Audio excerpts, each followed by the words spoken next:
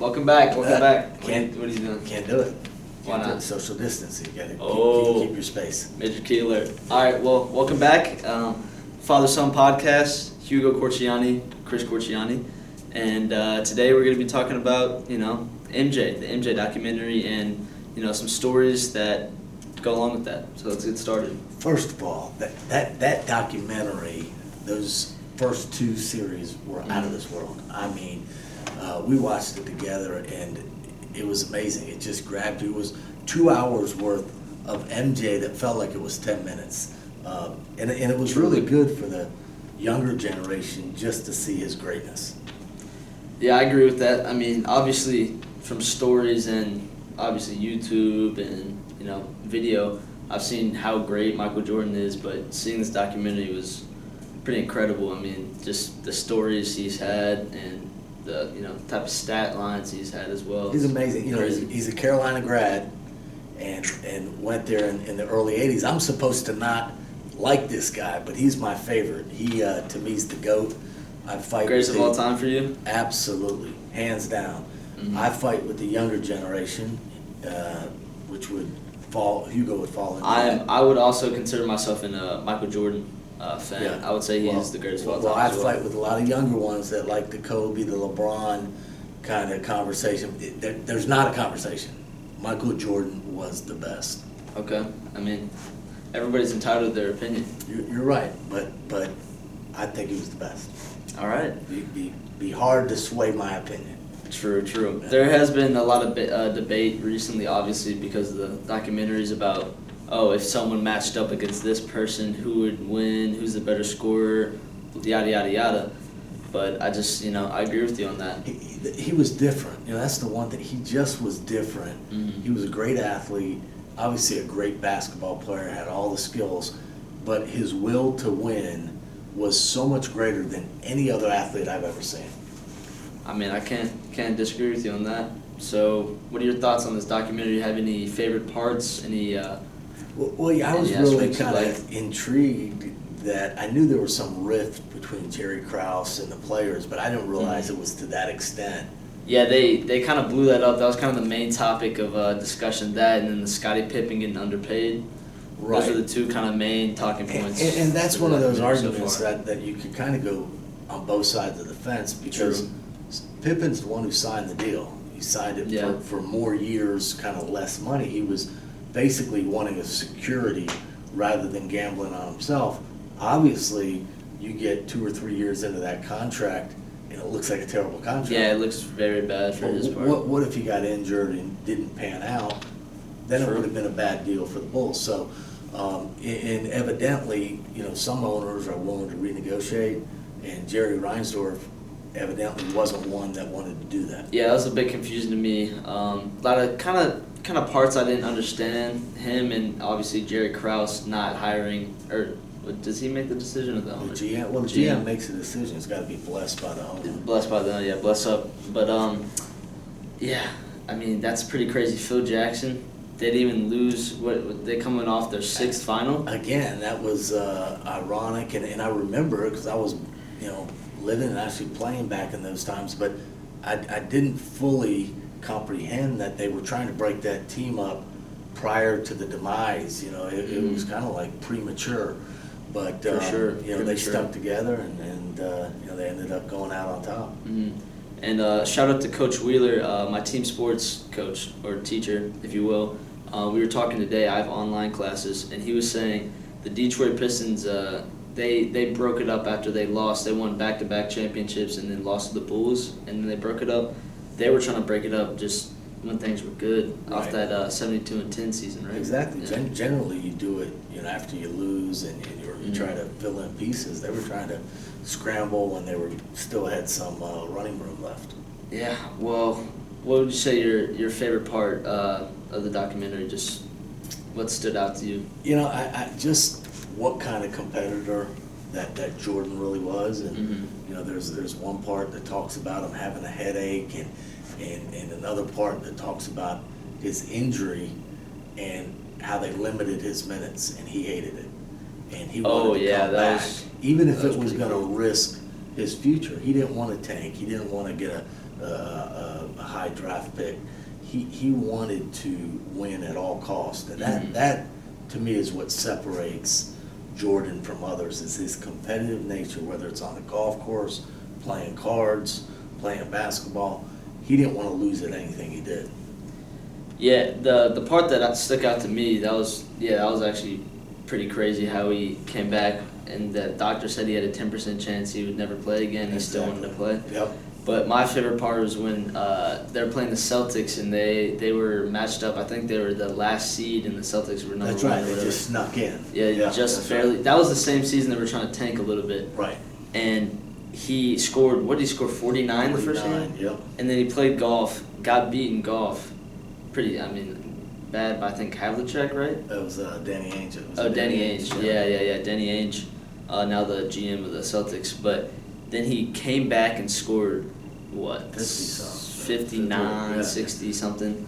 That's just crazy to me. But he told Ainge when he was getting out of the car, he said, I got something for yeah, your boy. You tell DJ Dennis Johnson, you tell him he better be ready, and he backed it up. Yeah, that's amazing to me. That's crazy. Yep. Well, moving on. Only 2 episodes out right now. By the time this podcast comes out, there'll probably be 2 more to go along with it. So hopefully they're just as good as the first 2. And you actually have some stories about MJ. Yeah. You played back in the day, right? Back in the '90s, I was playing with the Raleigh Bullfrogs. It was a team here. I was cut by the Orlando Magic, who drafted me, and I ended up playing for the Raleigh Bullfrogs for a couple months, Mm-hmm. and we were having a ball. It was just a lot of fun. It was Name some of the players on the team. Quinn Snyder, Okay. Robert Rickey from Duke. We had Chuck Nevitt, Lorenzo Charles Okay. from NC State. We had Mike Warren was the general manager that was on the '83 team. Monty Tao was the coach. We just had a cast of characters that were local, and we had a lot of fun. We just, we'd take these bus rides to all these different cities. It seems pretty fun. It is. It was a good group of guys. Mhm. So we end up going to Fayetteville. We're getting ready to play the Fayetteville Flyers, and we walk into the arena, go into the locker room, and there's a security guard there. And this team always did all kind of pranks and always were joking around. Mm-hmm. And the security guard said, "Hey, where's Corchiani?" And I said, "Hey, that's me." He said, "You need to call your agent. You got called up by the Orlando Magic." Oh, you're just busting your chops? Right away, I thought it was a joke. Yeah. I was like, who put this security guard up to? Not funny. Mm-hmm. Well, it ended up being true, so I called my Okay. agent, Mark Rogers, and he said, "Listen, you don't play in the game today. You're going to get on the plane first thing in the morning and fly to Denver." So pack up my bag, my Raleigh Bullfrog purple bag. It looked like a bowling bag, small. Took Little that duffel. thing, little duffel bag, flew out to Denver. And I remember I got out there and I had to go straight to the arena. Okay. So I got in a taxi Denver, cab. that's the Pepsi Arena, Pepsi Center? It was Nuggets? back then. It was the McNichols Arena. Oh, I'll okay. never forget. I said, "I'm going to McNichols Arena." Tell the McNichols. cabbie. That was prior to Uber or Lyft, so you had to take a yellow cab, right? Well, what is that? That's a long time ago. So we ended up going in this cab ride. I remember talking to the cabbie. He's like, "You out here on business, pleasure?" And I said, "Well, believe it or not, I'm, going to McNichols Arena. I'm going to be playing in the game tonight."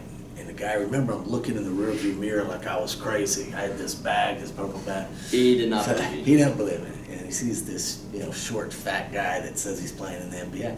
So I get to the arena, Valid. and, I'm there probably an hour and a half before the game, but I don't know where to go. So I go to one of the doors that you would think, is where the spectators go. Mhm. And I said, "Excuse me, I'm Chris Corchiani. I'm here to play. I just got called up, and again, I've got this bag that just doesn't look real professional." And the guy ends up calling security on me. "Security, I got a problem down at gate 14. The guy So thought you were showing up for a bowling tournament. Right, exactly. No bowling here tonight. So anyways, I finally get in. I go down to the locker room. We play the game. Mhm. We end up losing. My only start of my NBA career was my first game. Wow. And we end up losing. What was your stat line looking like? I had 13 points, Okay. 8 assists, and Whoa. 7 rebounds. That's solid. That's the good news, but it never got okay. any better from there. That was the most You minutes started I ever played. here and then most minutes I ever played, most points, most everything. wow. So there's another 5 games on the West Coast swing. Okay. And we go to LA and Golden State, but I'm looking on the schedule, and our first home game back in Orlando is against none other than the Chicago Bulls. Pippen, Jordan, Horace Grant. I'm so excited. Prime Bulls. Prime Bulls. This is 93, 92, 93. Mm-hmm. I can't wait to get back there. Now my parents live in Miami. That's where I grew up. So I know they're going to be there. So I'm counting every game is good. On the West Coast, games are good. But I want to get back. I want to see Jordan and the Bulls. Right? Yeah. So I'll never forget the day of that game. We finished that road trip and go back to Orlando. And the day of that game, I'm so excited just to get out there and do layups and see Jordan at the other end. And I tell my mom, Granny, I said, Granny, if I get out on that court, no matter what, take as many pictures as you can, because I want to try to get one with Jordan. If there's one somewhere. So I remember the game started, and I was sitting on the bench, and we were down like 14-4, and I was like just so excited just watching. I had a front row seat. I was 2 down from the coach and just sitting there having a ball. And he ends up getting up, walking down, and says, Corchiani, go in there and get Nick Anderson out. And I was like, Nick Anderson out? I said, I always went in for Scott Skiles, the point guard. Yeah. And Nick Anderson was like a 2 guard. He was like a 2 guard. Small forward. He said, we're going to go small. He said, you guard Jordan. You're lying. He did not say that. I could barely walk to the scorer's table. I was excited, I was nervous, and I was scared. So as soon as I went in, Jordan kind of looks over at me, gives me a look like this guy's really gonna guard me. So he takes me down into the paint. The ball comes in. The ball goes into Jordan right away. Obviously, there's a mismatch, right? Mouse in the house. Real small mouse. So the ball goes into him, and I end up. He takes a couple dribbles, and I foul him.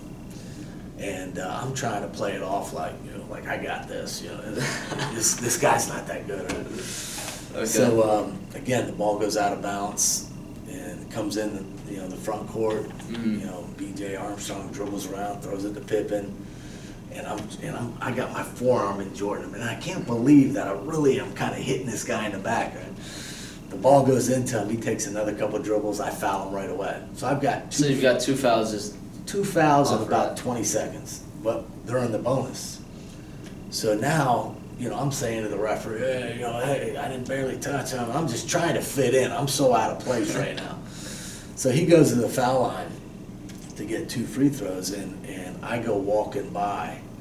And as I'm walking by, he turns to me and he says, Chris, grow a couple inches. No, you're not. He said, Chris, grow a couple inches. And normally, the way I was, especially back in college, I wanted to tell him to go to hell or even kiss my you-know-what, or I was going to say something. Keep it PG for the Right. audience. But I was so happy he knew my name that I just kept walking by. I was like, he said my... And You're like smirking to yourself? Oh, man, I was so thrilled. But that's how enamored I was in the level of talent that he displayed. Mm-hmm. And the moral of the story is my mom got some great photos. So that's Worth worth getting humiliated. How many do you think he dropped that game? I wasn't in there long enough for him to drop Okay. a lot on me, but he probably had his 30. That was just kind of normal routine for him. And we'll put up a photo right here. This is actually you trying to guard him. He looks like he's laying up on you right here. Yeah, he did that. I don't feel bad because he did it to just about everybody, but that's a moment in my career that was not one that was glamorous. Yeah. But it was certainly memorable. Well, kind of as a pretty solid segue here, you were saying not glamorous, but you actually have a pretty solid story, pretty good good ending. I do. Later in that year, the Orlando Magic had never won a game in Chicago. Mm-hmm. And we went to Chicago to play. And again, the Magic, our team wasn't that talented. And throughout the game, we're hanging around. And I remember our coach, Matty Guka, saying, just let's stick around. Maybe we'll, steal one at the end. Mm-hmm. And I was in and out, the first half. Didn't do a whole lot. And, that's generally, I'd get some spot minutes here and there. But late in the game, there was 45 seconds to go, and they wanted, some ball handlers in there. And I was in there, and at the time, it was tie score. And, they're in a half-court set. They shoot and miss. We end up calling a timeout with 20 seconds to go, and it's tie score. And I'm thinking, man, we got a chance to win it. Most of the time, I'd come out of the game at that point, put in someone else. But, Matty Gukas said it's, Skiles, Corchiani, blah, blah. Yeah, what's your lineup at this point in time? That time probably was Terry Catledge, Okay. Jerry Reynolds, guys, maybe Nick Anderson, and Skiles and I. Okay. And so 20 seconds, tie score, we have a chance for the last shot. Mm-hmm. We draw up a play. Obviously, it's not for me. I'm supposed to probably pick and go kind of bury in the corner somewhere. Yeah. So plays running down, gets down to 15-10. The play breaks down. Somehow I get the ball with about 7 seconds to go. Oh, shoot. And there's no action. There's nothing to do. So I've got Steve Kerr on me. I end up putting it down on the deck, and I take it in the lane. As I get in the lane, I get bumped by Jordan, and I get fouled. Okay. So I've got 2 free throws, 2 seconds left, tie score. Scared to death. Yeah, I'm not many people can say that they would be comfortable taking those free throws. They call a timeout, and I'm like, holy mackerel. I'm like, this is. What are you saying in the huddle? What are people saying to you right now? Knock these down, nothing to it. And I'm like, one, I'm scared to death. 2, I'm playing against a guy that I have such admiration for. It's unbelievable. So we go back out there. I make the first one. I take a deep breath. Oh my gosh. Knock down the second one. They call a timeout. Now I'm pumped. Now I'm like, wow. So you're up. What are you up? We're up 2. Up 2? We're up 2. Oh my goodness. So we're up 2. A chance to beat the Bulls. The Orlando Magic had never beaten Chicago in Chicago. As we run back out, I'm saying to myself, this is too good to be true. This is Yeah, somehow, you must be dreaming or something. Exactly. This ain't going to happen. They're going to throw in some shot. And I remember the ball went into Pippen, and he catches it about half court. And there's only 2 seconds. He takes a dribble, and he throws it up. And it was like 30 seconds in my time frame. It was the ball was going slow. I was like, please don't go in. Please don't go in.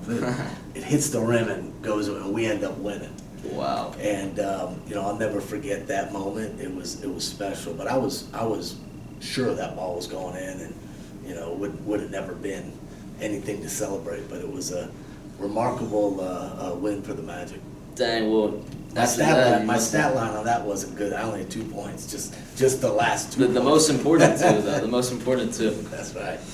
Wow. Well, I mean, what was the locker room like after that? Oh, we were going crazy. Again, we weren't a good team. We weren't a playoff team.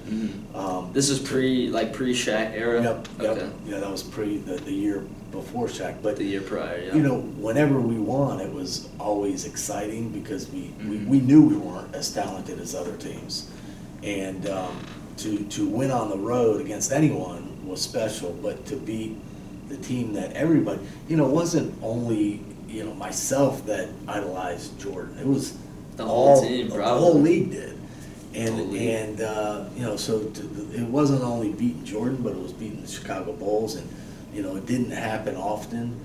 So when you did beat the Bulls and Jordan, you celebrated it. You don't beat players, you beat franchises, is what Jerry Krause would say. Yeah, he almost got ran out of town for that too. Yeah. That was an interesting thing. I think that was part of what the players on the Bulls never really kind of took a liking to, and I think that tarnished the relationship with a lot of those guys. Yeah, for sure. Well, that was, 2 pretty solid stories. If you guys enjoyed that, leave a like, subscribe, comment what we should talk about next, and have fun watching the Jordan tapes, the Last Dance. Stay safe, social distancing. Stay inside. And wash your hands. And brush your teeth.